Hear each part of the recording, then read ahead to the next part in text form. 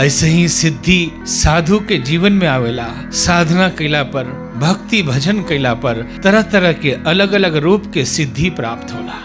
जोना में मन के बात जाने की सिद्धि, पर काया परवेश की सिद्धि, हवा में उड़े की सिद्धि, जल पर चले के, पानी पर चले की सिद्धि, ए तरह से अष्ट सिद्धि और नौ निधि प्राप्त होला एक संत के। लेकिन केहू साधु ये न बतावे कि ओकरा लगे सिद्धि बा। जे बतावेला समझ ले कि साधु कच्चा बा, और शास्त्र ओकरा खातिर कहेला कि ये भ्रष्ट योगी है। जे अपन सिद्धि के दिखावत रहेला, मरला का बाद वैसन साधु कोनो अमीर के घर में पागल विक्षिप्त बन के पैदा हो जाले, जकरा के मेंटली रिटायर्ड कहल जाला। ये भ्रष्ट योगी है लोग जे बड़ा बड़ा अमीर के घर में पैदा तो हो जाला, लोग सुविधा तो सब मिल जाला, बकिर बुद्धि भगवान हर लेवले का जन्म खातिर। कहल जाला कि हीरा पाया गांठ गठियाया, बार बार फिर क्या खोले।